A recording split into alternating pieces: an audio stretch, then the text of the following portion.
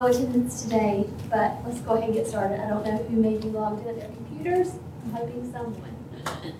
Are we recording? We are. Okay.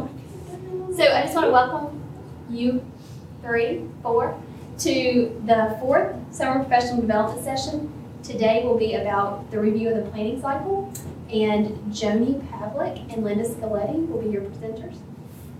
Just some general information. We are continuing to connect and pilot our live stream and connecting from Lee campus to the Harnett and Pittsburgh campuses. In doing that, if anyone joins us at the other campuses and also here, please keep your voices to a minimum because they can hear you and we can hear them. Also, if anyone does join us, they will need to look at the back screen. And we will upload this video to the HR's Blackboard site, so if any of you know of faculty members that maybe couldn't have been here today, they can go on the HR Blackboard site to see the session.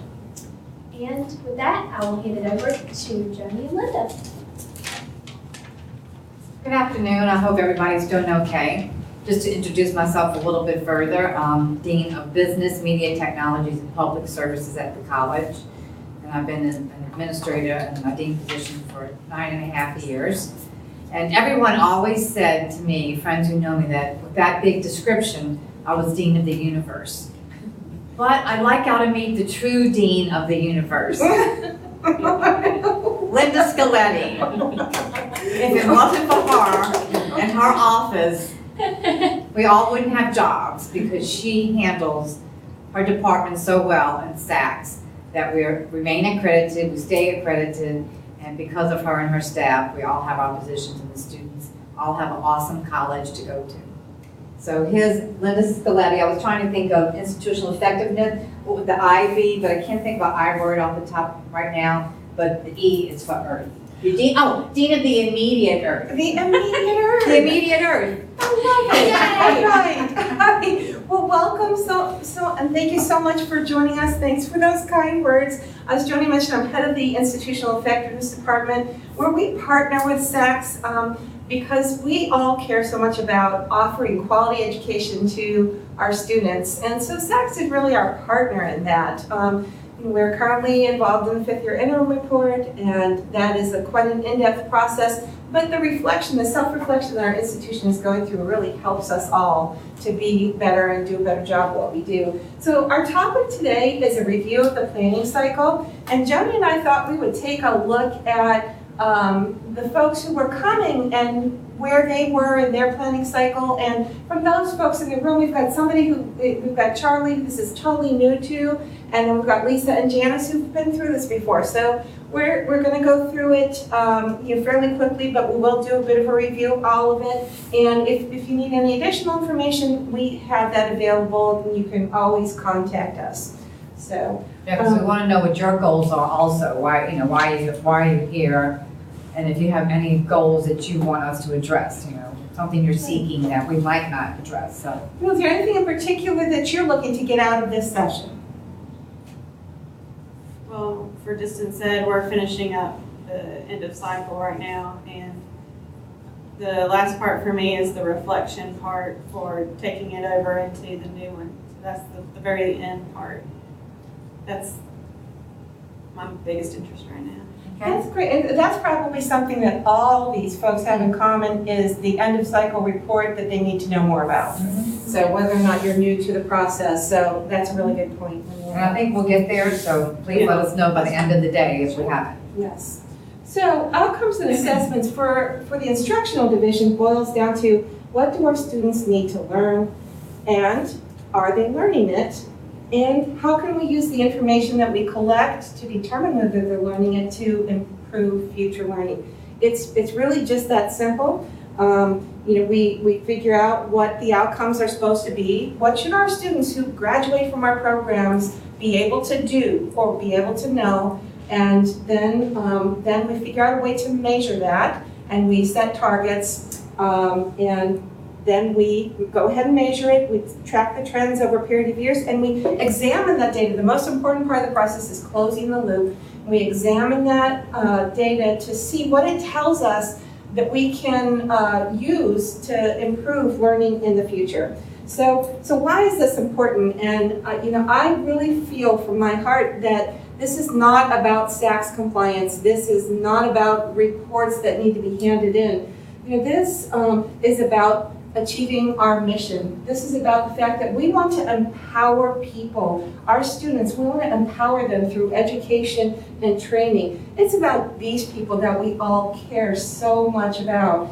Those beautiful, shining, joyous faces on graduation day. And I love this picture of our instructor, Gary Beasley, because you can see in his face that he is as proud of his students, and he loves his students as much as if they were his own children. And when you look down that row, there's Lisa. You look at the other faces too. The instructors' faces were shining with joy just as much as the students. We care about them so much, so we want to do this for them. We want to make sure that they're learning what they need to learn so they can go out and have a good career. And I think about it being about students. If this is a group of students, there's some students who are going to make it no matter what we do. They're good students, they have an easy time learning. And there might be some students who won't make it no matter what we do. Maybe they have to move away, or someone gets ill, or any number of circumstances. There's some that we just really can't help for sure. But these other ones, the yellow people, as we sometimes refer to them, they're the ones that really depend on us. They could go either way. They could learn, they could get good grades, they could persist, or they could drop out. And it depends on whether we reach out and connect to them, whether we find a way to explain things and show them how to do the competencies in a way that they're going to understand. So each one of them is important, every single one. And I like to think about the starfish story. I'm wearing my little starfish here. About the man walking on the beach and the little boy who was picking up starfish and throwing them back in the ocean. But there's thousands of starfish beached and dying on the sand. And the man says, "What are you doing? You can't possibly make a difference." And he throws another one in and he says, "I made a difference to that one, didn't I?" So this is about helping students and making a difference one student at a time. That's the story of outcomes assessment, I think. That's why we close the loop, and that's why we aim for continuous improvement, and we want to change students' lives one person at a time. And we see good results. One of Joni's programs is early childhood education, and just something as simple as this. They had a very large kind of capstone project that had to meet national accreditor standards. And only 70-some% of the students were actually passing on this project. So all they did was they broke up this huge project into smaller pieces, and then they allowed the students to hand in a rough draft of each piece and get feedback and rewrite it. And they increased their percentage of students meeting that target by, I forget, it was almost 20%. So that's 20% more people, and it ended up being maybe 5 or 10 more students who would have dropped out. But instead, because we sat there and looked closely at this data and we figured out what to do to help them, they finished, they persisted, they graduated, and they're out there having a great career. Right, and I would just like to say that term "closing the loop," because people hear it but maybe don't completely understand what it is. And it's kind of what you just explained. Here's your learning outcome, whether it's a student learning outcome or a department learning outcome, or a department outcome, I should say, not maybe learning outcome. But, are you meeting this? And if you're not, what is it you're going to do to meet it? So it's the whole idea of, here is the outcome, what did you assess, how did the assessment turn out, and now what are you going to do to make the assessment work? Or maybe you need to totally change something about it. So that's the whole idea of thinking about the loop. It's like a cycle. You start here and then you work around it. So that's the term closing the loop. Is that a good explanation? It really is. Okay. Yes, really is. And with lots of success too. If you do it in that way. So let's look at the planning cycle a little bit to review the timeline. October 31st every year, everybody needs to have reevaluated their outcomes that are listed in Compliance Assist, and choose or confirm up to 6 student learning outcomes. And if you're a service area, Amanda is a service area. If you're a service area, Then you have service area outcomes rather than student learning outcomes, but you need to specify up to six that you're going to assess that year. And then from November through May, you teach your classes, you give your service, whatever, and you assess those outcomes as appropriate. And then the end of May, you report your assessment results. You say, here's how my students did this year. I said I was going to give them this particular task. Maybe in cosmetology, I was going to, I think one of yours has to do with sanitation, right? And so I'm going to make sure they're going to do a demonstration that they can handle things according to the sanitation rules of the licensure and certification board. So I'm going to test them, and I'm going to see how many of them did it. If I had 20 students and 18 of them passed, then I got 90% passing rate on that. So you're going to do that as those skills come up in your classes. And then you're going to report out on it May 31st, and you're going to tell the most important part really to make it meaningful and for SACS is the closing the loop. You can't just say, okay, 90% of my students or 70% of my students or whatever percent met the target. And then you have to say, now here's how I'm going to improve on that the next year. I noticed that, or we got together as a faculty and we talked about the fact that they're really struggling with this one little aspect. So maybe we need another resource. We need to spend more time on this. We need to provide extra help on this or whatever. So it's about breaking those things down into small enough competencies that you're measuring just one thing at a time.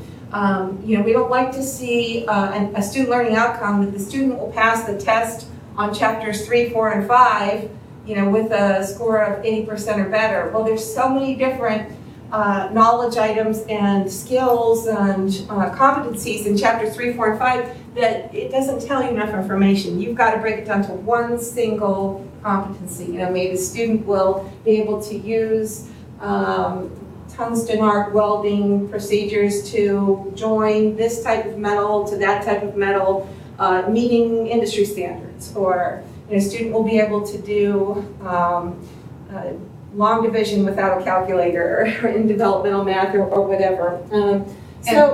I was going to say, and part of that too is that you need some type of spreadsheet or something to support the data you give, and you can't just say 90% of the students did it. Well, if someone's looking at that and they're reading it, they're going to go, well, how do you know 90% of the people did it? So some type of spreadsheet that you need to keep that shows that fact.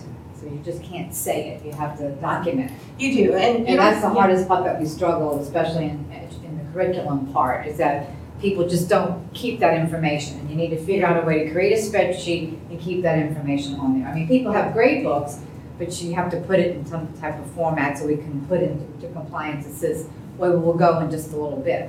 Also with the dates, it's really important. It's not just these people who are in the room. It's your whole area of the college. So for Amanda, it's all the DE people. For Janice, it's everybody in cosmetology, and she has a large department.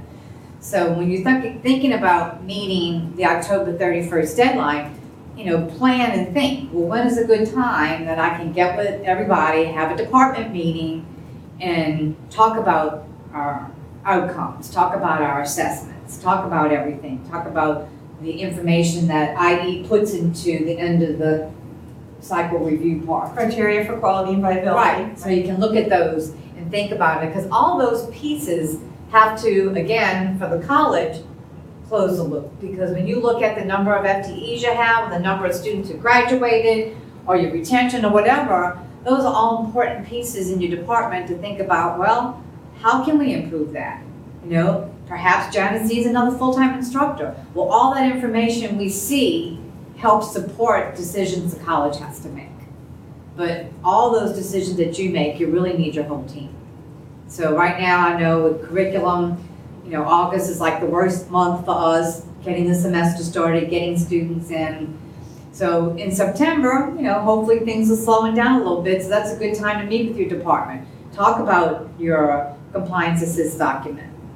Discuss it with them. Maybe even bring in a couple of advisory board members or the admissions counselor for your area or whatever it might be. Even an outsider ask a dean or somebody else to come sit in, Linda or somebody in her staff, to see it from a different perspective as you then address and meet your deadline for October 31st. Really good point. And the same thing to Lisa.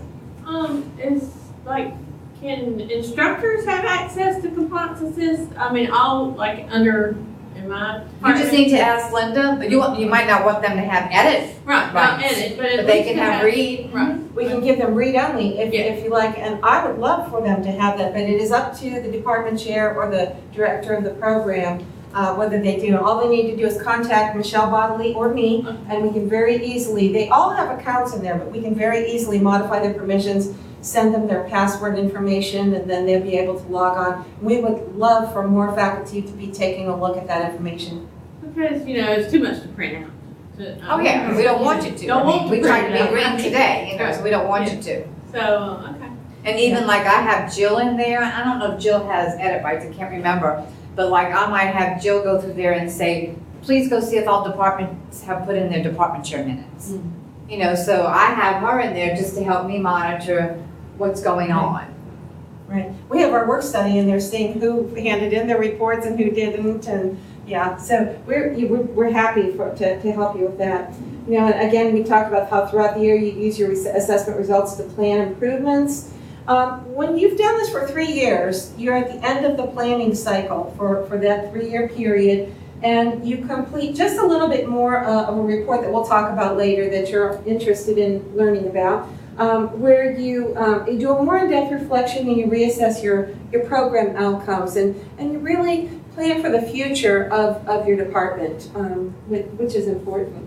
So let's take a quick look at how we're doing. And you see up there, there's 3 years represented, 2010-11, 2011-12, 2012-13.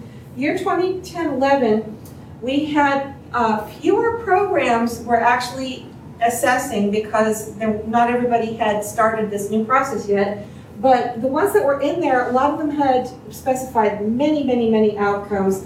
And so they actually assessed really less than half of them. And if it weren't for the prison classes, really had tons of them and they assessed them all, really would have been only about 30% of outcomes assessed and not too many closing the loops.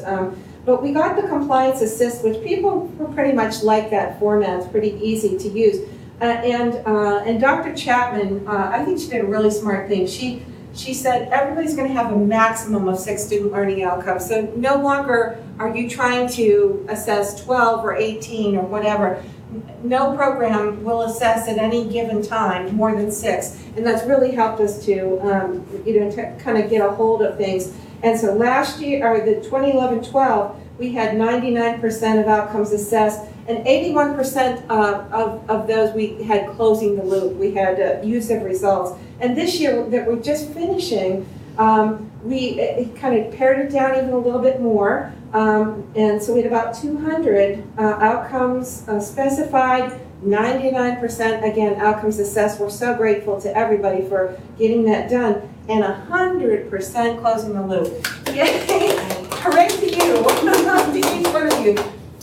That's the part when we do talk about compliance in SACS. It's the whole reason SACS asks us to do this is so that we use the results, close the loop, to plan improvements. And now 100% of those student learning outcomes have closing the loop measures associated with them. So, we're very excited about that. 70% of the colleges that handed in their 5th year interim report in 2010, and that's the report that we're doing now, were found out of compliance on this.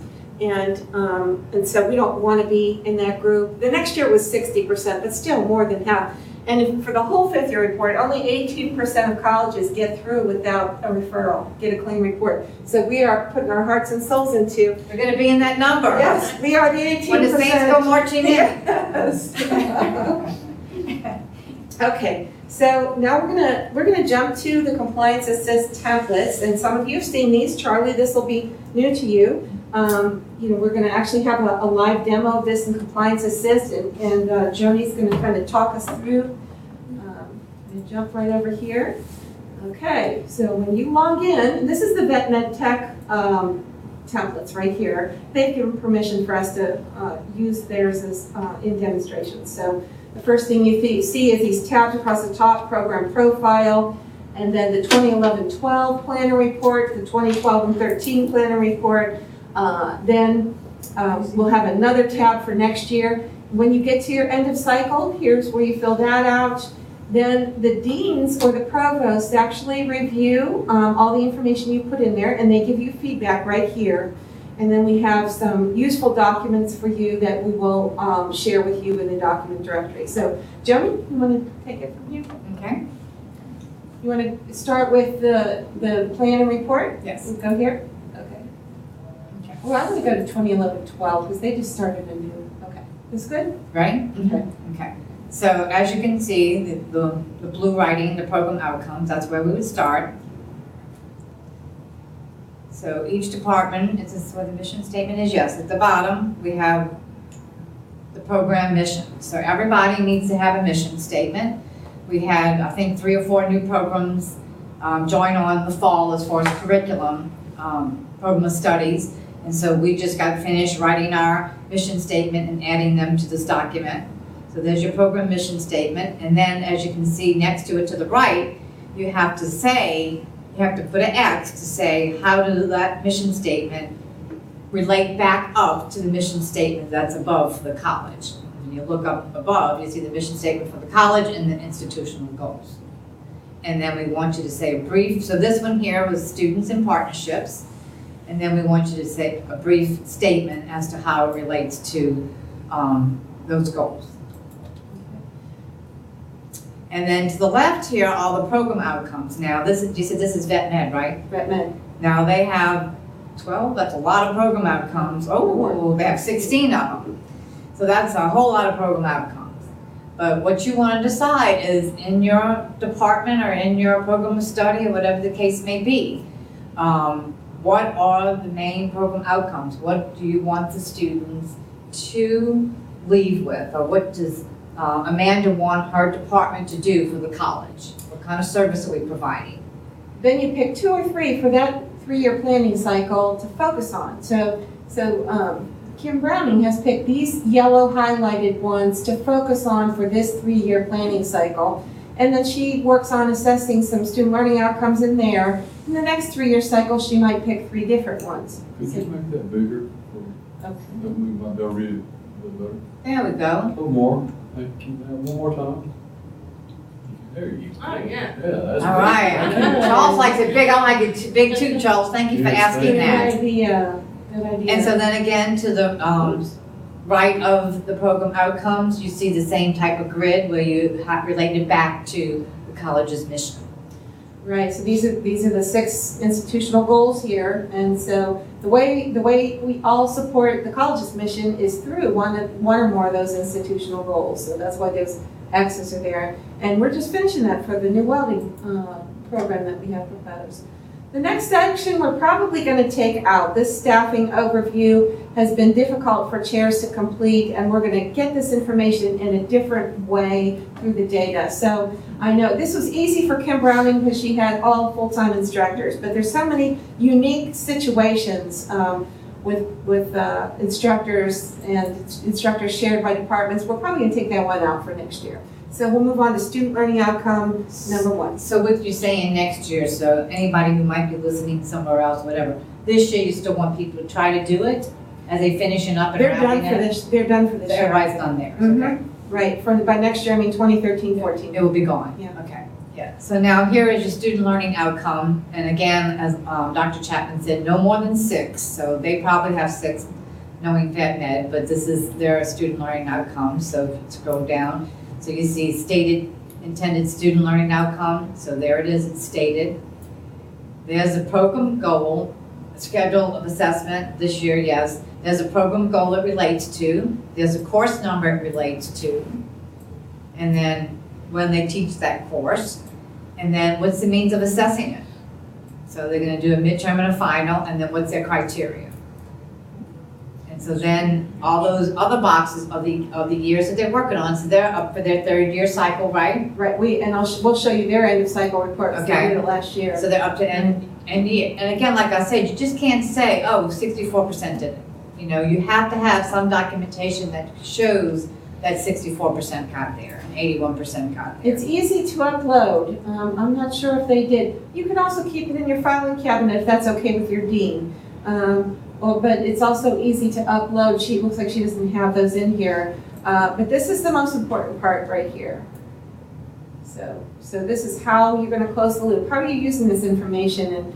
And you know, they're not satisfied with these numbers, and so they've thought of some innovative ways to improve on student learning, and that's the whole point. It's what we all care so much about, and it's also the whole point of this. And you don't have to be afraid of that. I worked really hard with barbarian cosmetology this year, and you don't have to be afraid of this box. I think a lot of people, Linda, are afraid that they have to, you know, write it as if they're writing a research paper or something. Yeah. You just have to talk. You have to look at your data and say, what's going on here? What am I looking at? What am I finding? And then, is it okay? If it's okay, say we're happy with it. You know, we're going to continue this to next year. But if it's not okay and you're not happy with what you're seeing, then say, what are we going to do to make this better? So it's really just having a dialogue. Right, yes, it's perfect. It doesn't have to be in any, you know, wonderful, perfect grammar or anything like that. It's a dialogue, but it's also, what are you going to try? There's no guarantee, and they're not asking for a guarantee that what you're going to try is going to work. That's okay. You try it, you measure again, you see if it worked. If not, let's try something else. So you know, the whole point is the process of trying to improve and measuring and, you know, continuing to hone in, not the fact that you want to look perfect on here. Right, we're not students. All students drive us crazy because they want A's. Well, everybody's not going to get an A, and we're not going to all get an A. So just, you know, they just want you to be thinking. And if you pick outcomes here, frankly, where all the students you already know are going to meet the target 100%, it's almost like this is a waste of time. So I encourage people to really have the courage to choose some of the more challenging skills, or the most important. So what skill or knowledge item would you be embarrassed if your student left here and couldn't do? You pick that one. Or, you know, what one do you really think that they struggle with that you would like to delve into a little deeper? Pick that one. Not the one where you already know they're going to get 100%. So you had one more piece there, but I don't think she corrected. Okay. So there, we're supposed to do an X by which one, what gen ed competencies does it relate to? And so she forgot to do that on that document. But don't you pull that information also for SAC's report? We do. The gen ed competencies are reported on in the 10th year, the decennial SAC's report. So they're not addressing that in the 5th year interim report, but over the next year, you're going to be hearing a lot more about gen ed competencies from us, because that's coming up. So then, just like student learning outcome number 1, here's number 2. She has 6 of them. So again, she states the learning outcome, she states the program outcome, she gives her results, she talks about what she's going to do to close the, go ahead, Jenny. Sorry. That's okay. So I guess we could skip the rest of those program outcomes, but if you see the little green arrow Linda keeps clicking, that will take you through all your student learning outcomes. Or you can always click back up here on this white tab and go back to the menu and then scroll anywhere. So then we'll go to administrative outcomes. So basically administrative outcomes is... Lisa has a question. I'm sorry, Lisa. You said you were going to take out the faculty part. It was very hard to do. Thank goodness I have Brenda. But I think that's important. You said it was going to be put somewhere else, maybe because as a department chair, if we need new faculty, I think that's a place that shows that, you know, if you have 75% of your courses being taught by adjuncts, you know, maybe you do need to have that in there somewhere. I know you said maybe y'all were going to pull it, you know, in another way. Right, we're pulling that using data from DataTel now. It is something that you can continue to monitor yourself, and we can find a place for it in your outcomes assessment. We can make it one of your outcomes. Well, one of those could be right here. Yes, I would think that's be right here in the administrative outcome. That's what I was is that you look at that and say, I'm having too many people teaching adjuncts. You know, there's no consistency. The students don't have anybody to go to because adjuncts come and go. or something like that. So you could write it in here that you're gonna work with your dean to see if you can, get another position. So I think you could incorporate that right in here. I agree. Because that's what this is about, What is it that you want to happen in your department? It's optional, you don't have to fill it out. It might be that you want all your staff to be, proficient in Blackboard, even though we're almost there because now everybody has to have a Blackboard component to their class. But I know Amanda will come up with some other new technology. And you will want everybody to be proficient in that, or that we can come and use this room without having Amanda or somebody else helping us, So that's what this is for. This is for everybody other than students. Anything other than learning, student learning. So Kim Browning picked faculty advisors will improve response time to advise the request, and so they found a way to measure that and to improve on that. They believe that had a direct impact on improving retention. Again, as Joni mentioned, those are optional. There's space for 3 of those if you want to do them. So then this is your FTE.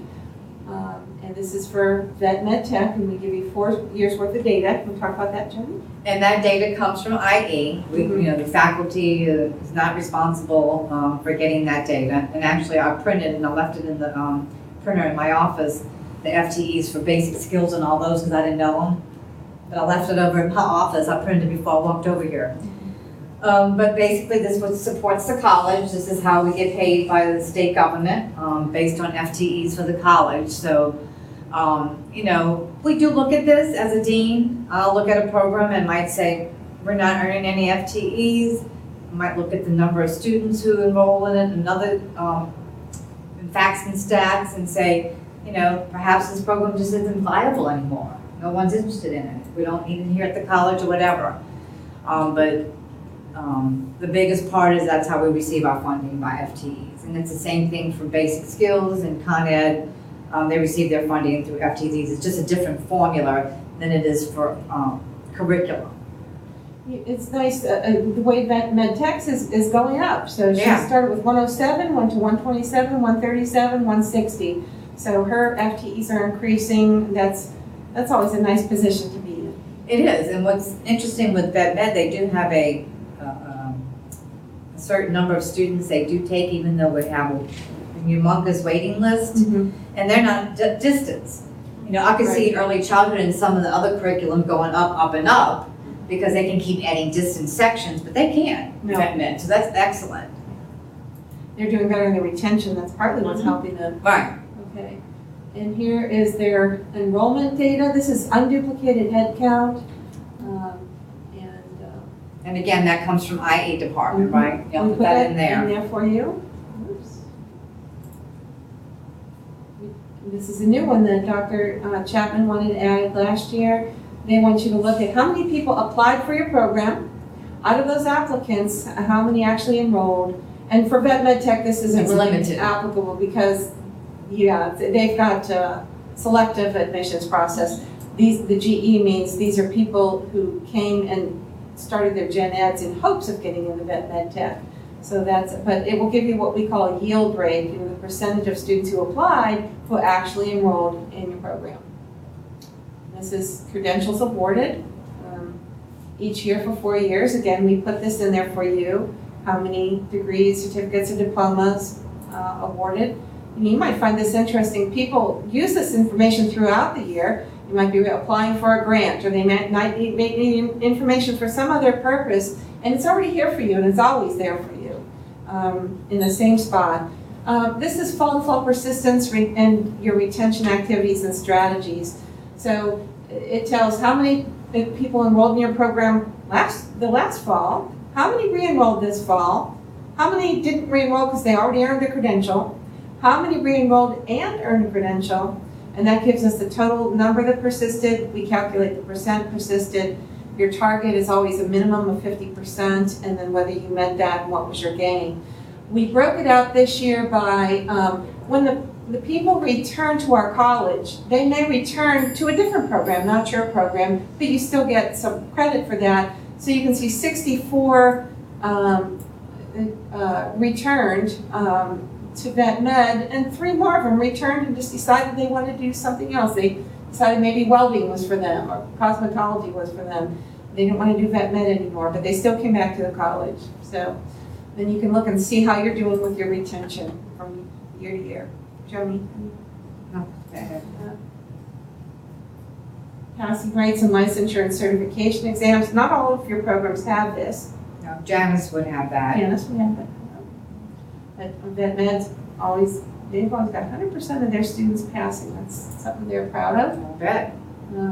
Advisory committee updates. So you've got to meet with the advisory committee a minimum of once a year, and you've got to talk a little bit about what did you talk about, what did they recommend, and what actions are you planning. And then here you upload your minutes. Very easy to do. We can always show you how to do that if you're having trouble. And then if you ever want to refer back to them, they're right there for you. Joni? Nothing really to add there, just that, we work to have a diverse advisory board committee, and also one that participates, just not to have a name on a list. Sometimes you go to advisory board meetings and there's 2 or 3 people there.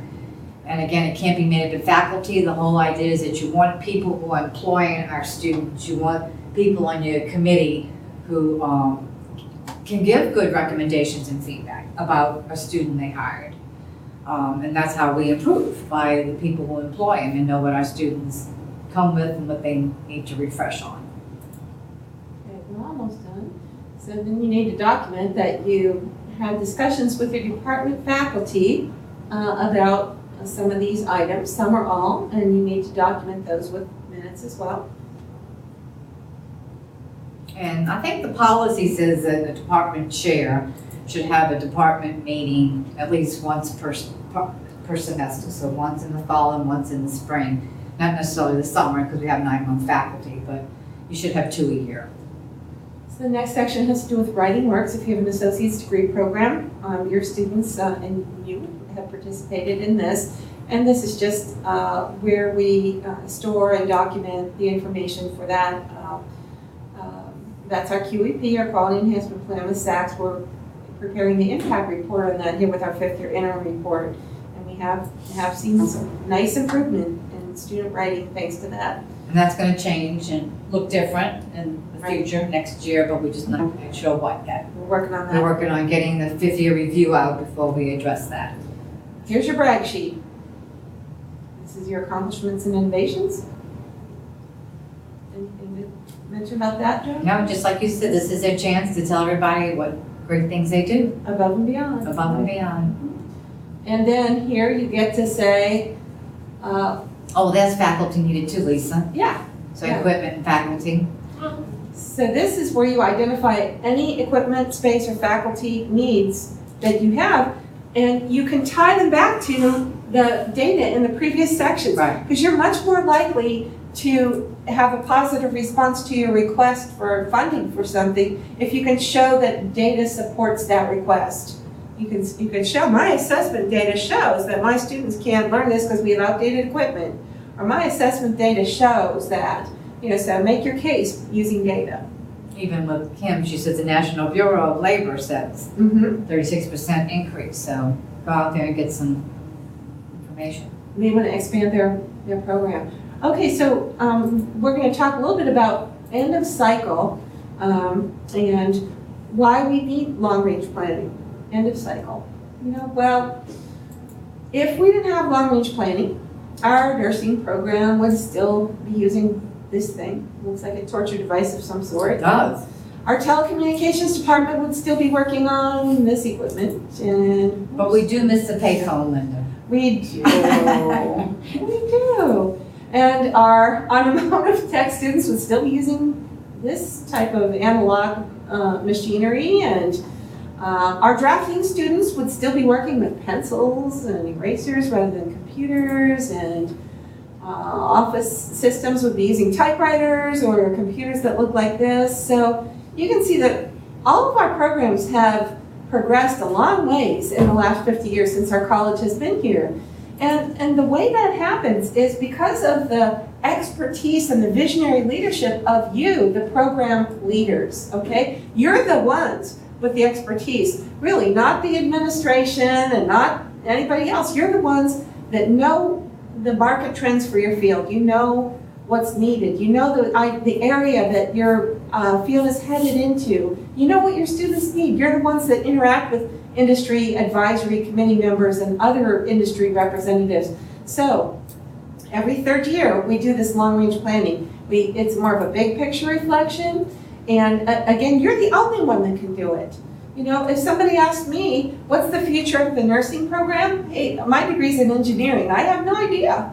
You know, it's you, the expert, the content matter expert in your field. You're the only one that can provide this leadership. So you review 3 years worth of data and outcomes. You identify strengths, weaknesses, and challenges of your program, recommended strategies for change. You identify market trends. You revise your plan for the next cycle. And you work on continuing to close the loop. We're always closing the loop. We want to go back. And Joni, any thoughts on this before we? No, ma'am. Okay. All right. Again, we remember these students depend on us. You know, we don't want them to get out to go try and enter the workforce with outdated skills. I have this sheet. We're not going to really go into this, but this is a SWOT analysis kind of a prompt that shows you that strengths and weaknesses are really internal factors, and opportunities and challenges or threats are external factors. And you know, if you're going through this, I can provide you with this to help you ask the questions that are really going to tease out the important information for this evaluation. So we're going to jump back into Compliance Assist and look at an end of cycle program. And Daisha, didn't you say this PowerPoint's going to be somewhere? It will be. So it will be on the HR Blackboard site. The video will be uploaded under professional development. So if people want that sheet, the SWOT analysis, they Yes. just can go there and get it. They can. Okay. Right. And or just send me an email and I'll send it to you. So it may be nice to have an attachment as well as the video Okay. so that we can upload the attachment in addition to the video. I have a couple other attachments too that help you develop good learning outcomes. And I'll pass them out. I actually have a few on paper. And how to start them with an action verb and what we're looking for knowledge, skills, and attitudes. So, okay, take it away, Joni. Okay. So if you click there. Okay. Again, criteria, most of this information that we're going to look at is put in here by the Institutional Effectiveness Department. So it's the FTEs, program enrollment trends, some of the things we saw back in Compliance Assist. Where you need to fill in is where it's blue, where it has a blue background, the squares with the blue background. Comments. You need to make summary comments, remarks on those things. And look at the trends and try and help see where that program is headed. And then this next section is review of student learning outcomes. Right. So again, you're just answering those questions. Do the student learning outcomes accurately reflect important program competencies? You just respond to those questions. Again, it's just thinking. But don't try to do this by yourself. You know, bring in your department. That's what they're there for, the faculty. You know, they might see things you don't see. Because you do so much administrative things, and so your faculty are there out in the field more than you are sometimes. So bring in people and have them answer these questions. And you don't teach every class. They might be teaching some key classes that you don't teach. So, okay, here's a review of your administrative outcomes. If you have them, remember we discussed that was optional. So what did you learn from that 3 years worth of data that you collected there? Now here's more where the SWOT analysis, you look for the strengths. These are the internal strengths of your program. So, and we ask you to identify strengths identified by students, strengths identified by faculty and staff, and strengths identified by employers. And then for your analysis and observation there. And the strengths identified by students definitely can come from your faculty, student evaluations, because they like to make comments there. You know, sometimes they'll even say, I hate the textbook or whatever, but that can come from there. And your faculty, of course, are always going to give you their opinion. And now the weaknesses, and again, these are internal issues identified by students, faculty, employers, and analysis. And they talked a little bit about the information that came from all those sources. So, and now, what are the challenges? These are external issues that they identify. Again, by students, by faculty, by employers. reflect a little bit on those, and just in a conversational way, as Joni mentioned before. Right. Doesn't have to be written as a formal report in any way. And now, recommendations and strategies for change.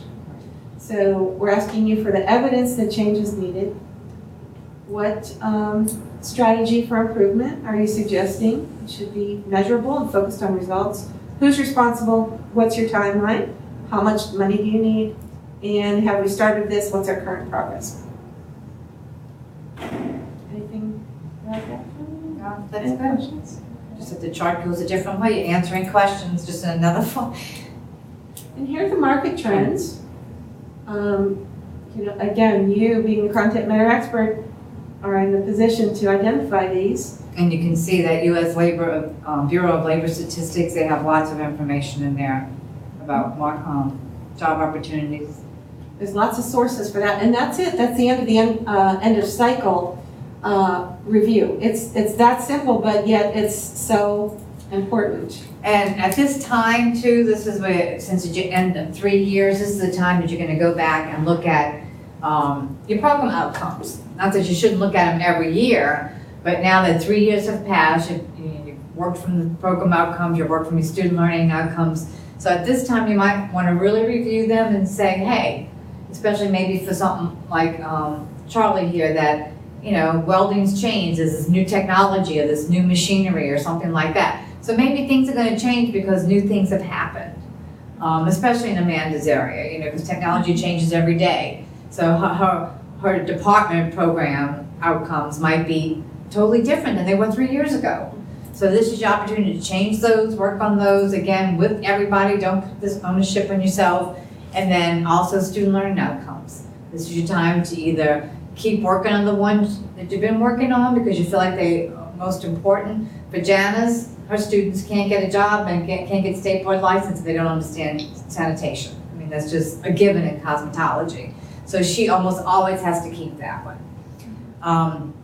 But this is your opportunity to really make change in that 3-year cycle, because often we don't want to just do something for a year and say, oh, it didn't work or worked really well. Well, maybe when you had this awesome group of people that you were working with, students, and the next year you're going to see a downturn and then you're going to go up again. So that's why we did the 3-year, that we weren't doing this annually, so we could just have a nice chunk of time to measure.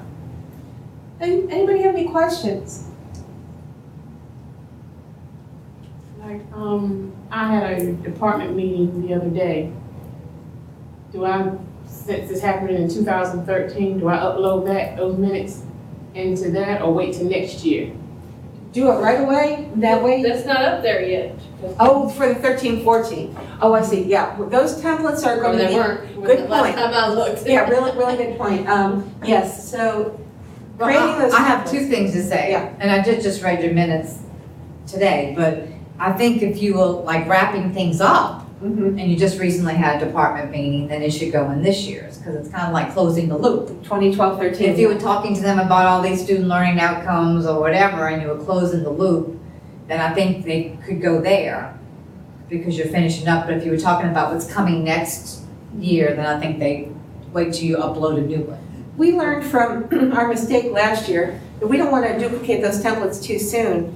So we wait till everybody's done for the 2012-13 so that all your data's in there. Otherwise, you go to put your data in 2012-13 and it doesn't get transferred to 2013-14. As soon as we hand in that 5th year interim report in the next couple of weeks, we'll duplicate those templates for you.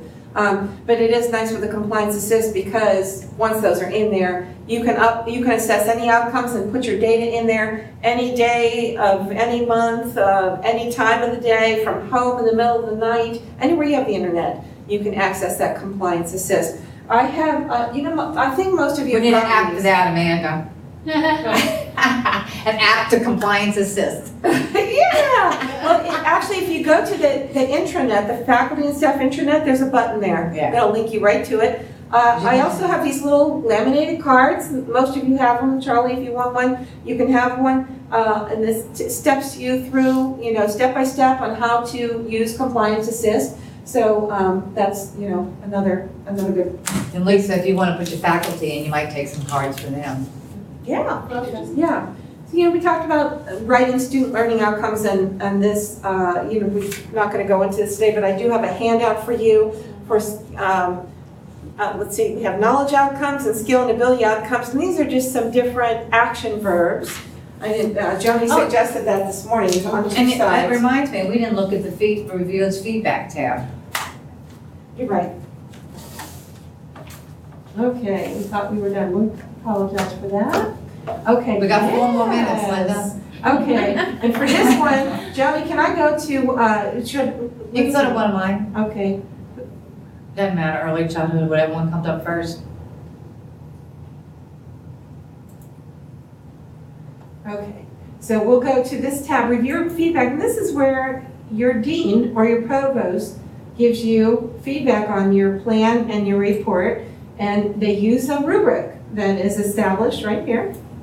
And so basically what I do is I print out that rubric, so I have it right in front of me, and I go through each of my department's compliance assist documents, the student learning outcomes and everything, and then using the rubric as my guide, I decide whether it's beginning, established, exemplary, and then I make some comments to give feedback, and then I'll let my department person know that I've been in there, and you'll see some feedback, and I spelled the word appreciate wrong, and then, I might not have every single thing in there, so sometimes I'll request a meeting with the person to go through the document piece by piece if there's a lot of things in there, but we're familiar with the rubric because the writing works, and it's very similar. And as Linda said, descriptive action verbs, outcomes have action verbs, so that would, what I did was, I was working on these at home one day because I have very many to read. So I just went to the internet and pulled up action verbs, but she has a printout for you of some action verbs to make sure all of them were using appropriate action verbs. So this reviewer feedback tab is accessible to you as well. So if you want to see this, if you want to look at this rubric to kind of see what are the standards and the criteria that your deans are looking for, you can always come over here while you're working on your plan and check out that rubric anytime. This is a separate tab here. Okay. Anything else? Any other questions? Okay, well, here's some, thank y'all for coming. Thank you. Did you get one already? No, we haven't had one, thank you. If you just Do you want, need one?